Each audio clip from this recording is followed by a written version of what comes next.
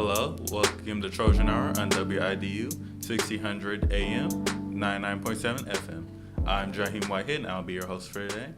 And I'm a game design student at FTCC. And today we're going to be talking with a few of our instructors and students about this year's graduate showcase. Today we're joined with Ms. Jennifer Fisher. How are you doing today? Good morning. How are you? Good. Excited to be here. So what do you do at FTCC? So I'm the department chair and a faculty instructor for the graphic design program here at FTCC that's part of the larger computer and information technology division. And in that role, I've also been responsible for coordinating this graduate showcase event for the past about 9 years. But it's an event that's been going on I think this is the 42nd annual event. So this is an event that's really sentimental to myself and my faculty because we all participated in this event when we were graduating from the program 20 plus years ago, before we went out and built our careers and experience. So what is the Graduate Showcase for people who don't know? So the Graduate Showcase, in its inception, was referred to as Portfolio Night. It is a required event participation for the graphic design students taking the Portfolio Design course, which is one of the last courses they take before graduation.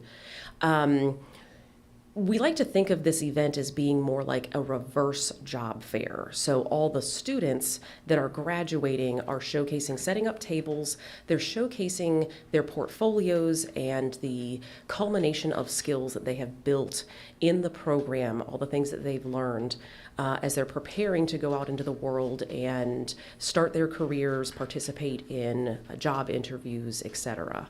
So it's a chance for them to showcase their skills to potential employers, as well as students who are interested in potentially joining the program and being able to see what do you get out of the graphic design and now larger programs education at FTCC and the quality of skills that we build.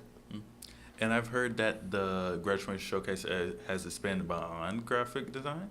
Yes, so I'm really excited that this has been an event that has been really successful in the past, and we've been growing attendance and participation.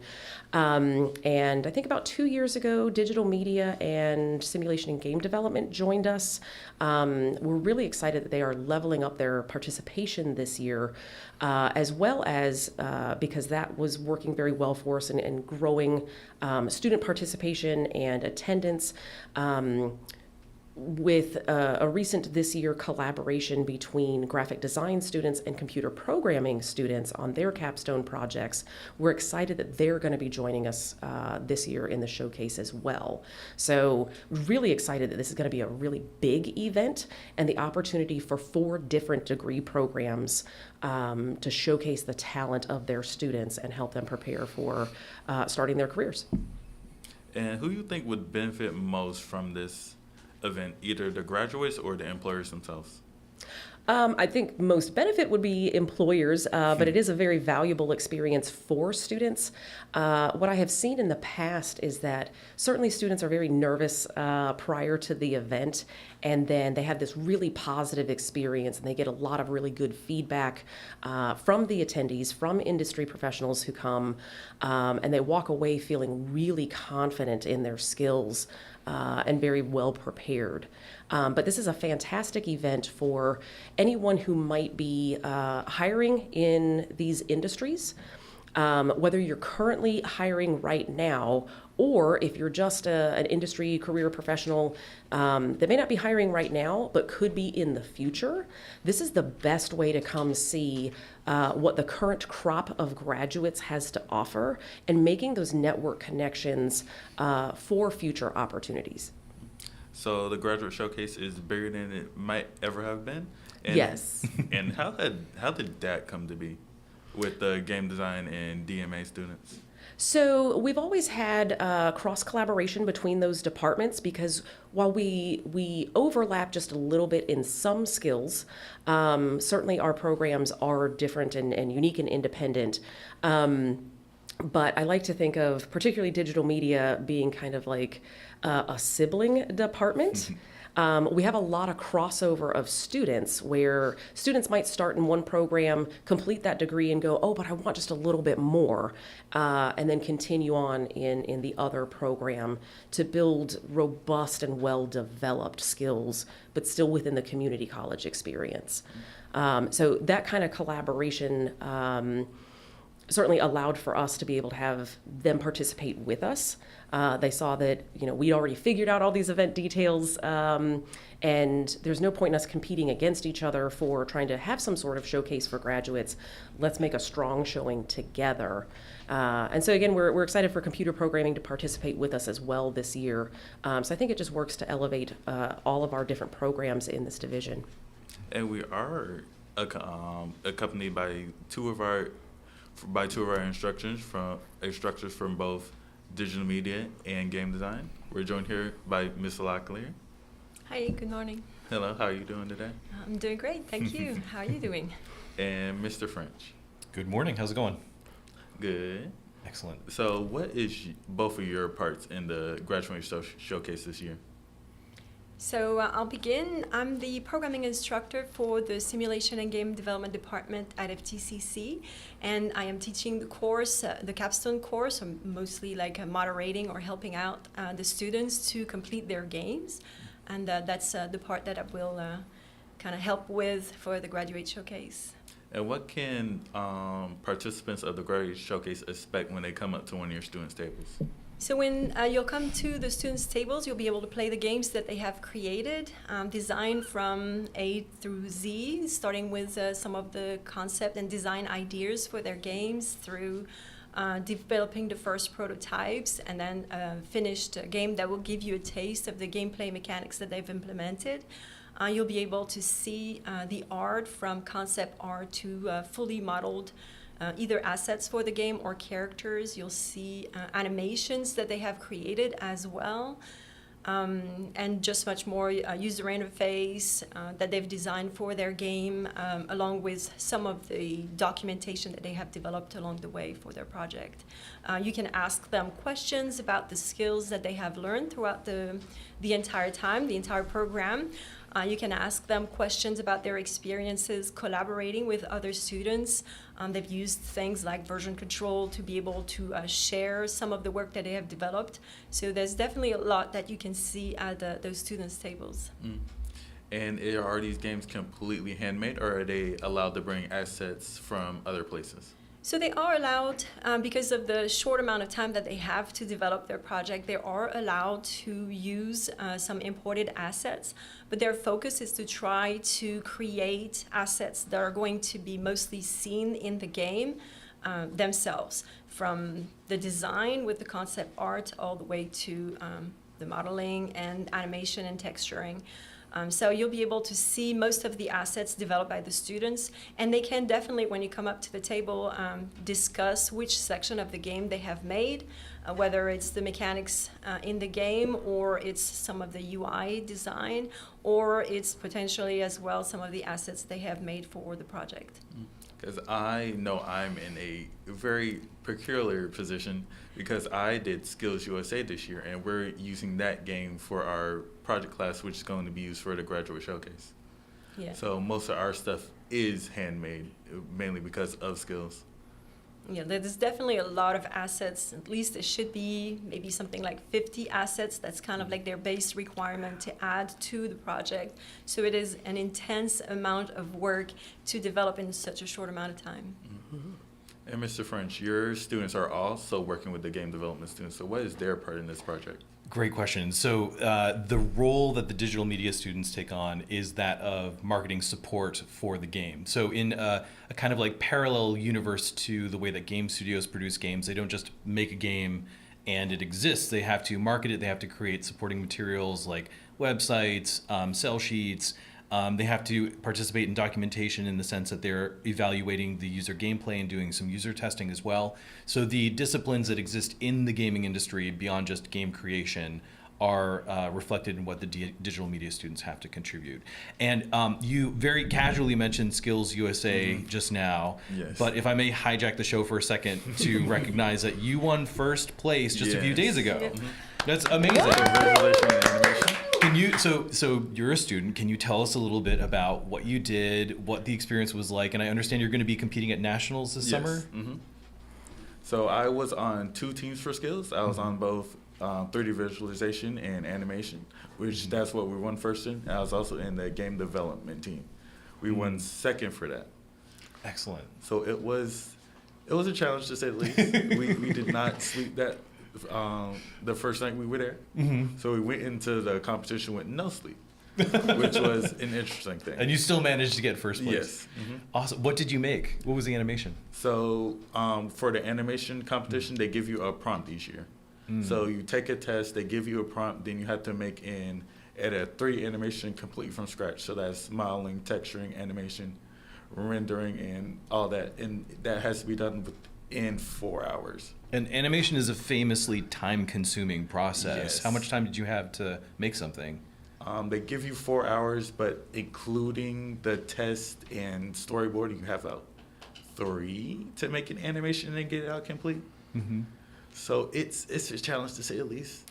How do you feel about the upcoming national competition just around the corner now, a few months away? I feel like, especially for me and my teammate Trey, I feel like we're do better at nationals just because we get double the time. Awesome. But there is a slight difference where you are required to rig your animations. So that is something that we're going to have to challenge before we get there. Is that something you're allowed to practice ahead of time? Yeah. Or how do you prepare? Me, Trey, and our instructor, Mr. Joyner, we did I think about 4 or 5 practice runs before skills this year. And we did the same last year. So we're probably just going to continue doing that. Awesome. Well, congratulations, and thank you for indulging my rabbit trail there. Thank you. And what can we expect to see at the table for your DME students? So you can expect to see all the things that they made in their contribution to the group project. What's really fun about the gaming side and the digital media side is there are separate classes, but those who are enrolled in those classes team up together to deliver one cohesive final product. Yes. So it's fun to see the ways in which those disciplines bleed into each other. Sometimes what a gaming student does might be more on the digital media side, and sometimes a digital media student will contribute things that a game designer might normally contribute. So it's fun to see how those roles are divided. The other really interesting aspect to me is seeing what in like academic psychology is referred to as the culture of children, where you probably, if you think back to being in elementary school or in previous grades, there were things that you learned that adults didn't teach you, whether those were like songs on the bus or how to find your classroom and show up to class on time in high school. There are things that you get from your academic experience that only come from your peers. Yes. And what's super fun for me as an educator is to see how everyone's looking around, paying attention to what everyone else made, and how the younger students who are yet to take those capstone classes are already starting to piece together what they want to do with their project. And the effect that you see is that every successive year, things get incrementally better and better and better as you go. So there's incredible, tremendous academic value, obviously, to students who are participating in this. But the fun thing, I think, that if you've never come to a portfolio night before, is for casual attendees, is to come multiple years and see how things improve from one year to the next. That to me is incredibly fascinating, because all we can do as educators is create the conditions and the psychological safety to build things, and then to see the students thrive in that environment is incredibly rewarding. So I think if you're not a student, you should definitely come just to see what's going on. And to plan to come multiple years. And if you are a student, you should come and and really walk around the room and pay attention to what everyone's constructed and the ways in which everyone has kind of like interpreted the prompt of make a game. And if I can piggyback just for a second, all the years that I've done this, we always encourage our first year students in particular to attend to this event so that they can be prepared for what's coming up next for them. And it's really interesting to go back in class the next week and be talking to those students that hadn't participated yet but attended, and them getting really excited about, oh, I'm going to get to do this project, or I really like, what do you mean we get to make wrapping paper, or these book covers that are coming up. because especially with the design students, they showcase a little more individually, but we give a lot of the same assignments, but we never get the same results. So there's so many different book covers or posters or logo branding, etc., that everybody's doing really unique work. And it's always really beautiful to see how each individual student brings their individual skills and creativity to the projects that they build. And it definitely gets them really excited, which is one of the reasons we definitely promote that anyone who's interested in any of these programs, sometimes there's a little bit of back and forth on people deciding, am I looking digital media? Am I looking graphic design? Which program should I pick? And I usually like to tell people both. But this is a great event to really see, okay, what's the distinction between what am I going to get to make or do or skills that I'm going to learn in this program versus that program, or discussing what pathways we have for dual enrollment and being able to get the best of both. And we've been over what we're going to see at the game development table. What are we going to see from the graphic design students at their tables? So the graphic design students all showcase individually, where the other programs are showcasing more of group projects and collaborations. Our students definitely did still collaborate with each other, with the programming students, but they are showcasing their individual portfolios. So our students produce a portfolio booklet that they use for preparing for interviews and such, but they display a lot of their original works on their table. A lot of graphic design, particularly oriented to advertising. So think logos and branding, brochures or other booklet type promotional materials, a lot of t-shirt and apparel graphics. That's really popular. Things like book covers, posters. We do a lot of cut vinyl. So they do a lot of promotional items like tumblers or keychains, things like that with vinyl application. So it's a whole variety of things. Several of our students will showcase, they'll land a little bit more into the digital media website. They might have some web or interface designs to showcase. And additionally, photography skills, which is a popular course in our program. So we kind of have like a wide variety of the various skills that they're showcasing that all contribute to freelance and employment. Mm-hmm. And are there any specific requirements for the graduation showcase for the graphic design students? So they do have a requirement to have 12 to 15 pieces in their portfolio. That's kind of a good recommendation for preparing for interviews and jobs. So they do need to at least have that. Obviously, the things that they are showcasing certainly need to be appropriate for a graphic design showcase and not just, this is my favorite book. This is the book cover I designed. This is a required course in our degree program, so this event is kind of part of that, of not only have you developed a portfolio, but you're prepared to showcase it, you're prepared to talk about your work, what went into producing these pieces, what was your creative process, what tools or technology did you use to be able to generate these works. And with the digital graphic design students, it is a solo project, but with game design and DME, it's more of a team-based thing. So how would that work with presenting?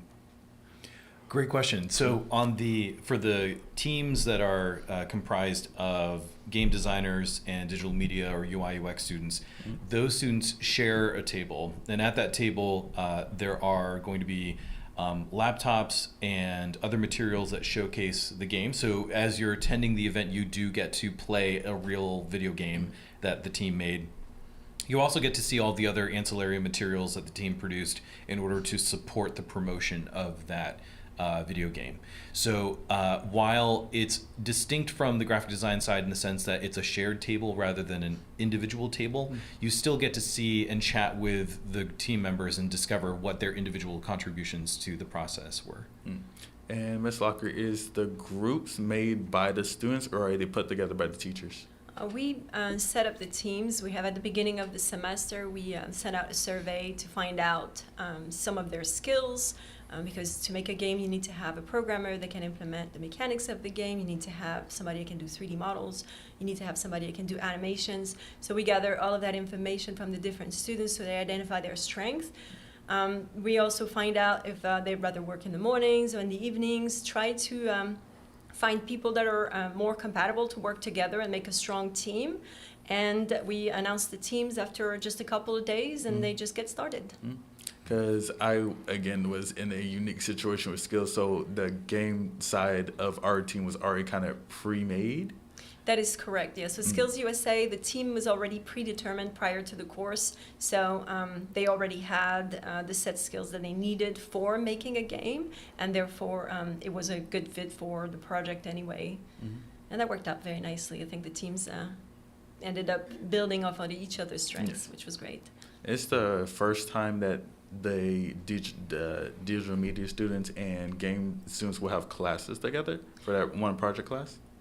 In most cases, yes. This is the first time that we are collaborating between the two programs for the students to work with each other, and we're kind of building ways for the students to interact with each other across the two programs earlier on. That's kind of like a work in progress. And so we're going to take a short break right now. Thank you for listening to the Trojan Hour on WIDU, 1600 AM, 99.7 FM. And before this quick break, I will have an announcement for FTCC's first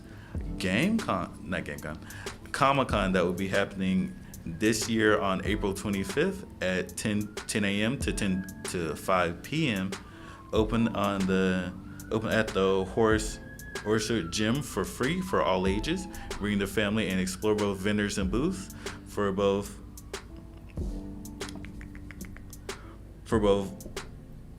style, cosplay, content, and plus even more. So I'll see you back after the break.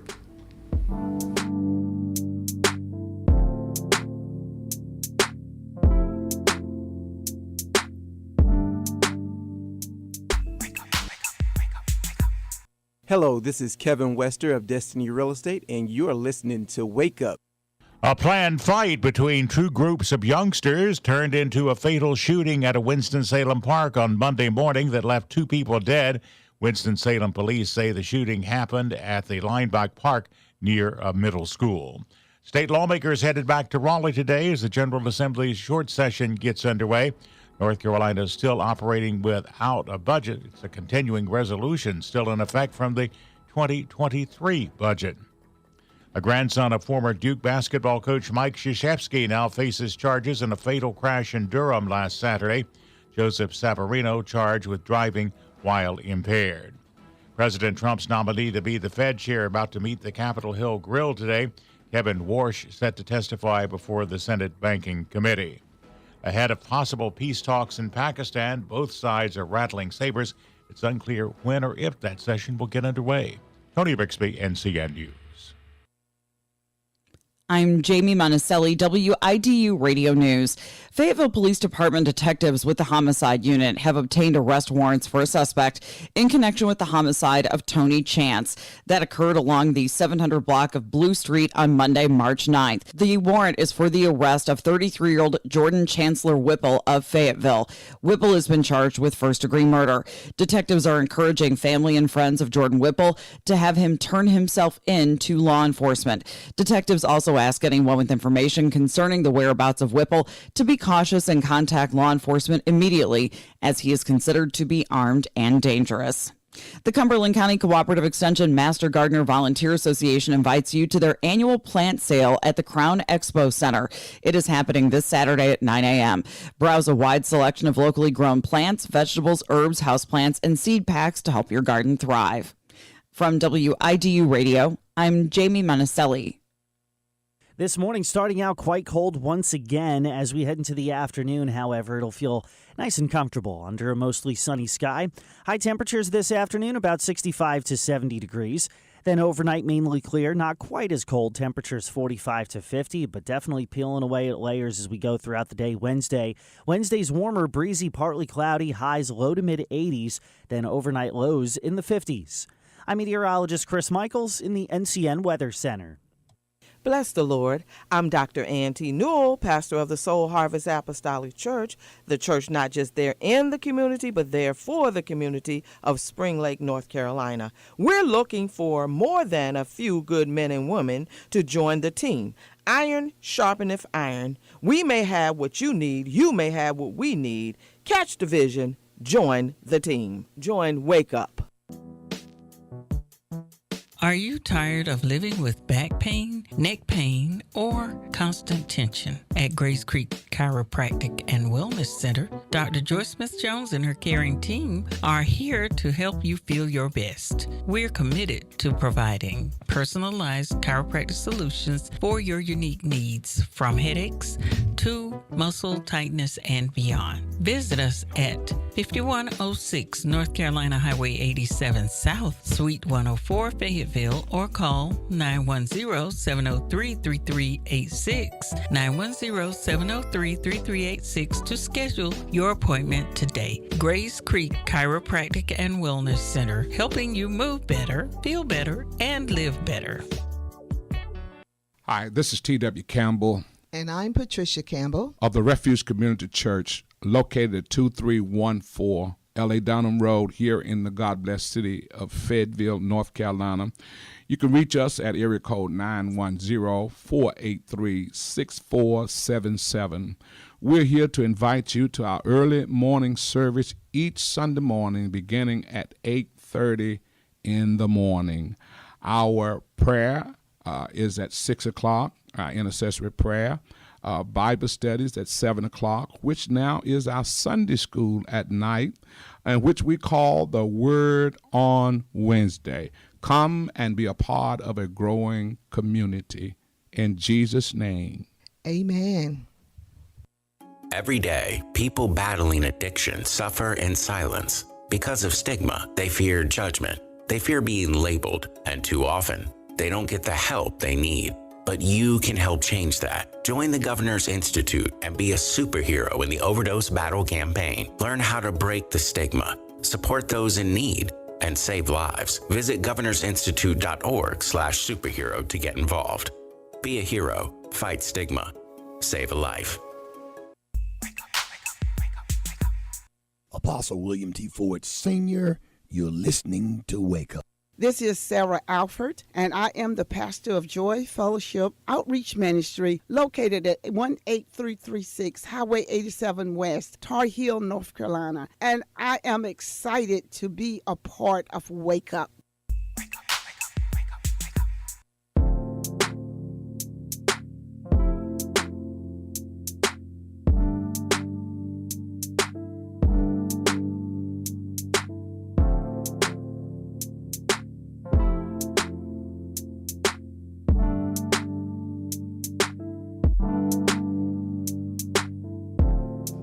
Hello, welcome back to Trojan Hour on WIDU, 1600 AM, 99.7 FM.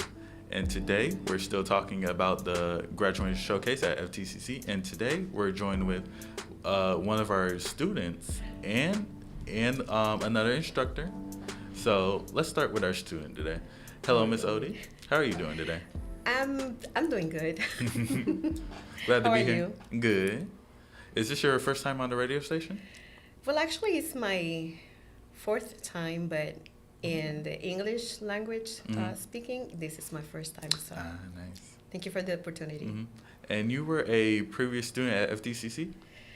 I did a lot of certifications before, but as a student for an associate or graduation, ever. And this is my first experience, and I am in love of it. So, did you attend a graduation showcase? Oh, yes, I did. How exciting experience. Oh, my goodness. I can remember as of today. What do you want me to tell you about it? So how was your experience going into it? Well, first of all, we were prepared, right? Our teachers were so good with us. They got us ready to be there, ready. I didn't know that every detail that the teachers gave us semester after semester, class after class, was so important for that showcase day. So on that day, everything happened like that. Yes. So It was great. It was an awesome experience. Have you been back for one of the graduation showcase since you did yours? What is it again? Have you went to any previous one after yours? No, I was planning on doing the previous ones, but I couldn't make it happen. So I was there like guessing how it'll happen, and man, it's going to be forever in my heart. Yes. So Odie was part of a class that was one of our very rare classes. Several years ago, graphic design switched to 8-week courses. And so that has allowed us to offer the portfolio class a little more frequently sometimes. But then with COVID and social distancing restrictions and stuff, we had only been having the May graduate showcase. But Odie and her class were only the second class ever that we've had that had a December showcase. So she just participated in her graduating showcase in December. So this May's event is the first event since she showcased. And this year's event would be held on May 7th from 4 to 7 p.m. at the VCC or Visual College Center. And we're also joined with another one of our instructors. Hello, Mr. Andrew. How are you doing? Hey, pretty good. How are you doing? Good. And what do you do at FTCC? Okay, well, my name's Andrew Norris, and I teach in our department's computer programming and development. So I'm a nerd. I do software. So that used to be before AI, before 2023. That meant, here's some magic things you type into the computer and you get a program out. So it's been a little different now that now you can just ask the computer to do it in English and it will give you a program. But we've been building towards this. I think Ms. Fisher and I had conversations in the summer about how could I kind of leverage what they had going on? Because our idea is for our programming students, they're working in teams, so it's kind of like you heard with SGD and game development. It's going to be 3 to 5 people on a team, and they develop one piece of software, and that's that one piece of software they write. You think about it, a freshman class, you probably write a piece of software every week. Yeah. But it's very, very small. It's like, what's the area of a rectangle? Great, so if you can do that. This is more like we're doing a college finance tracker that's going to keep track of your financial aid, your disbursements, loans from mom, that kind of thing. And in a real application that really gets deployed and used. So that's why we're so excited to get involved in the showcase, because what I've been doing with Capstone, to explain Capstone, sort of the last class in programming, is, okay, you've learned how to build these tools, now you're going to put it all together and build something and really ship it. And it's experience for what if you already had this job? What if you were already a programmer, how would you act? And that's why I'm so excited about being involved with this, because now it's even closer to that. They're going to be at the showcase showing their actual software to people coming by. Is this the first time programming students will be included in the graduation That's showcase? right. That's right. So I was at the last couple of showcases informally, just kind of checking things out. And Ms. Fisher was super helpful about getting us involved. And I don't know if we want to get into too much details, but the short version is we actually started collaborating so her students in graphic design are essentially marketing. Is that how you describe it? It's kind of. They're applying the graphic design skills to marketing and advertising deliverables. That's a great way to put it. So a marketer would decide maybe what to say, and the graphic design people make it look great. And so for my people, they've got a piece of software, and so we started the semester and said, okay, here's some ideas for software. Graphic design is going to work on them. Computer program is going to work on them. And now let's collaborate. So because one thing you don't want is a computer programmer trying to make artistic decisions. Yeah. You want the graphic design people to do that. And I feel like some of that started from our conversations about just what do our students do, realizing there's a lot of overlap between the skills in the different programs as far as what is the creative process, what does development process look like, and that's really similar between graphic design and programming. We just produce different deliverables. But Mr. Norris was talking to me about some of the things. Oh, well, I'll just have my students, use AI to generate a logo. And it's like, but are they going to get the best results out of that? Whereas we could give a real world experience to the graphic design students, to the programming students, to be able to say, if I worked in a big game company, or game or just software development, if you're working internally for a company that does both, you wouldn't expect your programmers to produce all of those things. Right. They would potentially have to implement them, but they wouldn't be making those decisions. So how do we give both sets of students an opportunity to shine at their skill set and or to focus on developing those finished, polished skills right there at the end versus my students need to focus on graphic design, not trying to make a program work. The programming students need to focus on, does the program work? Does it function? Can you sign in? And spend less time worrying about, well, what color is the interface, or what does my logo look like, kind of thing. So it was a way for both sets of students to kind of feel confidence in the skills that they're building, and to focus and prioritize on those, while both end up with really good looking portfolio pieces to include, or to say, or develop a lot of those soft skills of, it's exactly. easier to collaborate with your people, like your own teams in programming, your own students, your peers sit next to you in class. But when you have to extend that cooperation and collaboration to outside departments, if you were in a company. So we're making sure that students are prepared for that when they go into jobs. And I was thinking about that first, the first big meeting we had of all the students. Literally both sides, the programming and the graphic design people, they don't know the other's language. They're trying to discuss things, and they're like, "What's a multi-page? What do you mean by store? What do you mean by wireframes? Because all our terminology is so specific. Yeah. We had a funny really miscommunication last year when we did like a soft pilot of this, because I said, well, my students have this requirement in this class. They're going to have to develop logo and brand identity. They have to make product packaging. They have to make 2 print deliverables, 2 digital deliverables, and a multi-page deliverable. Yes. And then they have a lot of autonomy and analyzing what's best for their product or campaign to choose which of those, like what types of those things are going to create. And when we expressed that to programming, it was like, okay, so what is your product packaging going to look like? And in graphic design, we're like, it needs to fit into a box or a sleeve or some container. And they were like, here's feature packages that you're going to like level up through. It was like, oh, Right. no. we both use package in very different ways. And being a Gen Xer, I was like, well, when you say package, sure, software still comes in a box. People looked at me like, no, it's not. You've not bought software in a box for many decades, Mr. Norris. I don't know what you're thinking. So we were okay. Oh, packaging means something totally different for us. Yeah, and a lot of those were literally the same words meant different things. And what's been exciting about it is we didn't know what would happen, because we're in the real world, 2 disciplines coming at each other. You have to make it work, and so we've been making it work. Yeah. It's really exciting.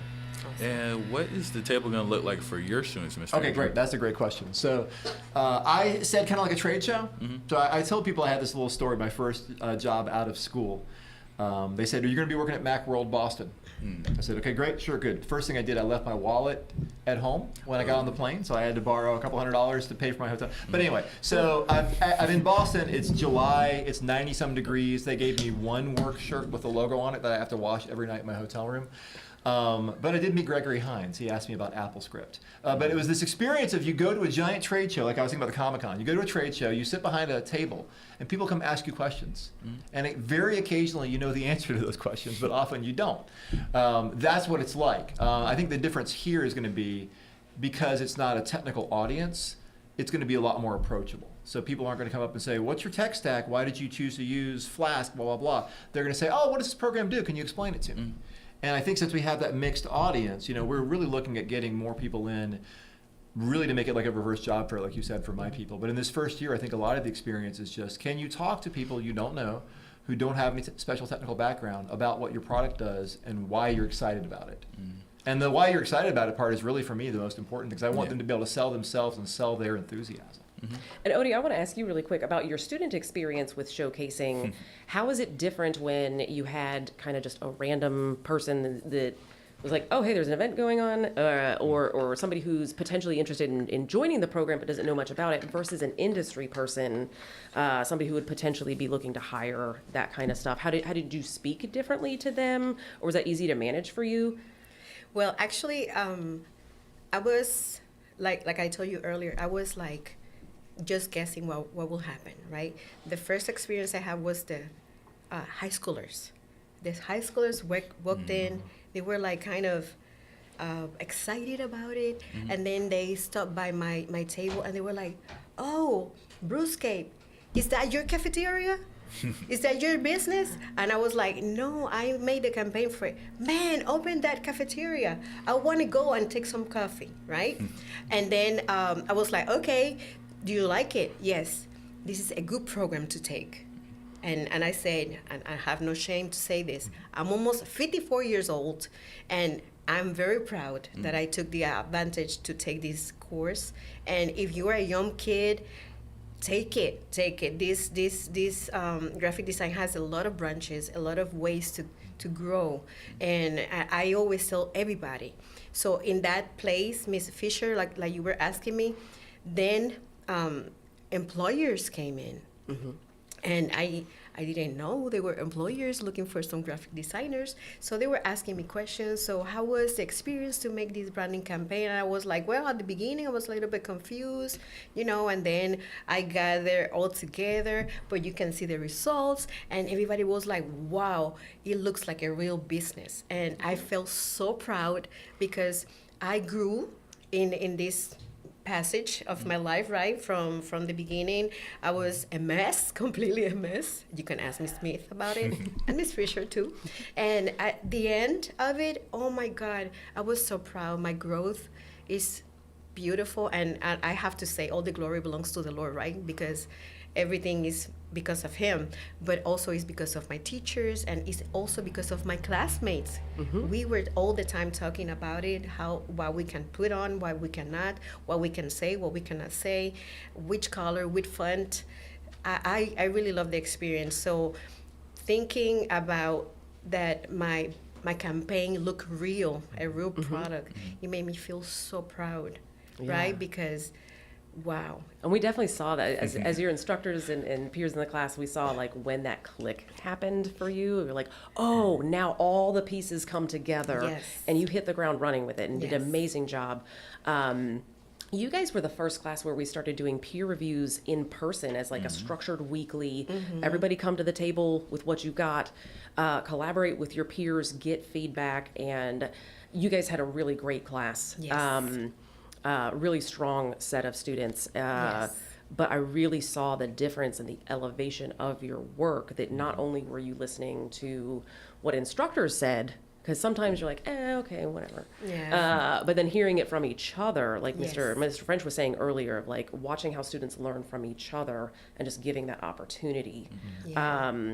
It definitely had a very positive impact on your whole class and you as well. So that's right, because our peers, all of them are different ages. So we have from 17 years old up to 54. And everybody has their own perspective and their own opinion. And we were doing it as we were real clients. So when somebody critique our work, we had to settle down. Okay, so write down what you don't like, and then make it work. And it was a beautiful experience, because I think everybody, well, I don't think, I know, we all grow from that experience. how would you have rated your confidence in your skills before the event versus after the event? Let me tell you, You're confident. I am a graphic designer, okay? So I can say proudly. Before, I was like, I'm studying graphic design. But no, for the glory of the Lord, now I am a real graphic designer. You really do it, right? You Yes. Just don't talk So about it. Yeah. that experience of the showcase, man, beautiful. And that's what I'm hoping is going to spread to the other departments as their participation grows, because for graphic design, this has always been kind of a milestone moment in the program, that this is where you go from being a student to being the professional. That's right. And I hope that really helps and clicks with the programming students of going, yeah, I am prepared, because you get that positive feedback from attendees, and you go, okay, yeah, I do know what I'm talking about. That's right. I've definitely had students walk away from past showcase and go, oh, now I'm really prepared to do these interview questions, because I feel like I just answered interview questions for 3 hours straight. Well, that was something, what we did with Capstone before now is at the end of the semester, well, they do a pitch at the beginning that says, here's the thing we're going to build. And then at the end, they do a presentation, here's the thing we built, and they demonstrate it. And that's a great presentation, but it's kind of a one-off. So if somebody can't make that, then they missed it. So now it's the idea of they're going to be at the table, so they've already presented in class, and now they're over the hump. You're now informally presenting it over and over again, but instead of just saying the same thing over and over again, it's going to be a little bit different conversation. Depending on what people ask, they may have different things they want to see, and they'll be able to actually have those demos. Hopefully, they're going to be live on GitHub. Like, it's one of the things we're trying to do is make sure that people can go back if they like a piece of software, they can go try it out. Yeah. That it's a kind of a live portfolio for them. Because that's the biggest thing we've tried to get through. That's something that we aren't seeing in four-year schools for programming that we're trying to take advantage of, which is group projects early and often. Yeah. Nobody likes group projects, No. but you have to work in a group. That's just the way the world works. And software people even more so might say, I know I got into software thinking, well, I won't have to talk to a lot of people, right? And that's not true. You got to collaborate. You got to cooperate. But it becomes fun. And that's the thing I'm really hoping is I've already seen in the last few weeks, people have gone from, we're going to do what? To, oh, I have some ideas. Here's the plan. Will this poster work? What if I present this? Can I have this on my table? So that's one thing. You mentioned what's going to be on their tables. They're going to all have live demos, but it may differ a bit depending on how they choose to present it. But I think that'll be nice. People can hopefully come and actually just see their software, whether it's the financial tracker, there's a study stream, we've got like a biometrics thing, and we've got a book recommendation engine that should be kind of fun. So the way those are fleshed out, and again, they're all, hopefully people can find the graphic design person who did the pitch and then come see the actual product, right? Because the showcase does kind of have distinctive display areas. So on the side entrance by the library for the VCC building, down that hallway is going to be the programming students showcasing. Graphic design is in the lobby like we have traditionally been. And then, follow the food upstairs. There will be nice refreshments. We always get good compliments on the food at the event. Upstairs, and then the digital media gaming tables will be showcasing across the hallway in the upstairs area. So please, if you are attending the event Thursday, May 7th, 4 to 7 p.m., that you make sure to check out all the various areas. We're not quite intermingled, but it is going to be nice, I think, that if somebody's coming in and they see these programming tables and they see BAG, the college finance app, Study Stream, which is like a task management application for students to connect all their various calendars and platforms, Canvas and Google Calendar, stuff like that, to all have one place. Then they're going to go and see the graphic design students showcasing and all the various collateral that they made for that. So I feel like we're having a strong collaboration between those. So even though we're kind of showcasing separately versus gaming and digital media, that they're at the table together, that hopefully that collaboration becomes evident because you get to see it over here and then you get to see how it was used or what skills were applied to that project separately from a different program. And is there any specific requirements for the showcase for your students? Okay, for Capstone, the way we work, you go through, there's a pre-Capstone class and a Capstone class, I guess sort of like how most programs have. So anybody who's finished Capstone will be in the graduate showcase within their group. So that's going to be about 20 some this time. I think about 16 to 20 are going to have present. We're going to have a few people. We have one person who, if Matea sees this, we'll say, thanks for don't blush. But we may have a person from California who is an iPad on a stand at their table because we were discussing. She said, I still want to participate in the live showcase. I said, great, we'll do it. As long as the Wi-Fi works, we're good. But we're going to have her record a little bit to run ahead of time. So we've had things with groups that are all over the place, and then working with our people, working with Jennifer's people. It's just been a great experience overall. Oh, can you share about the Python degree audit? Oh, yes, thank you. So it's not just, because you're right, it's not just Capstone. Ms. Seide's advanced Python class is going to have, it's called the degree audit plan, but it's a program that's going to be useful in real life. So, when you're finishing your degree, you have to look to see what certificates you have. It's going to look at all that for you. Hopefully do the math, which would be really nice. So they're going to be presenting. There's two different teams that made the same program or a similar program. So they're going to be presenting too. So there's actually 5 different things from 6 teams. And that hopefully will grow as people do, projects for whatever their advanced programming classes. We'd love to have them involved. So. And that probably would have been helpful for you, Odie, because I think you graduated with 5 certificates. Yes. Under the graphic design program, and then so you graduated somewhat from us in December, but you're continuing on in our marketing advertising diploma. Right. That's so right. hopefully that tool might grow in the future to include some of those things as well to help someone like you go, hey, if I want just a little bit more, what am I close to completing? That's right. Which I'm not trying to overpromise on that. I'm just saying that's hopefully a future enhancement. This is a bit of an FTCC cell. That's a great thing about Fable Tech as a whole is that you can often say, oh, 2 more semesters, I'll have another degree. Or another certificate. This is a field I'm interested in, and hey, this overlaps with what I'm already good at. Let me try it. And you've got the flexibility. Whereas, I know many years ago, young Drew setting out to, I guess I'll be a doctor. That's 4 years planned out, and then your That's plans right. change. A lot nicer to have the flexibility we have. That's I mean, right. it might And take, so. I'm into it. So let's do this. Yes. I would like to say something. I would like to invite everybody. It doesn't matter if it's a student, if it's somebody from a church, if it's an employer. Come to the graduate showcase because you might find, Absolutely. you will see what is real there, what is the real thing. And if you're a student and you are just guessing what you're about to do in life and you don't have no idea, come on and see the experience, and maybe you're going to be the next one down there. So come on up. The enthusiasm you see will not be fake, just like your enthusiasm. Yeah, it's the real thing, and you really feel it when you're there. Yes, So. I love it. It's going to be a great opportunity for everybody involved. That's right. That's right. And are all y'all excited for this year's graduation showcase? I'm not going to be, very I excited. already passed it, but I bet my teachers Yeah. are because they were last semester for I'm us. nervous, and I'm not even presenting. I'm just making sure all my students are ready for it. Being the first year that we're involved as heavily as this. I'll Yeah, say, I'm very like, excited I've been about it. involved with this for so long because, like I said, I showcased as a graduate in 2004. Wow. And that's back when they used to do it downtown during Dogwood Festival. So we were like in the basement of a church, and so like some random people came in. So when I took over this, I really wanted to make sure that industry professionals, whether you're hiring or not, because we get a lot of good feedback from people who may not necessarily be in a position of hiring, but they're professional graphic designers. They know what they're doing. They can spot it when it's fake. If you can't answer those questions, then they're like, we know who has the chops and who doesn't. That's right. And they always give us such positive feedback about how well prepared students are. And so we're really, really proud of that. But we're just as nervous as the students every year. Like, is everything in place? Is it going to work well? All of that stuff. So I'm sure it's even worse if it's the first time you're participating. But after years of doing this, we're still just as nervous about making sure that this is a positive experience for the showcasing students, for the public that attends. And I'm just really proud of this growth because with the showcasing students and the department faculty supporting them, we have close to 90 participants in the event this year.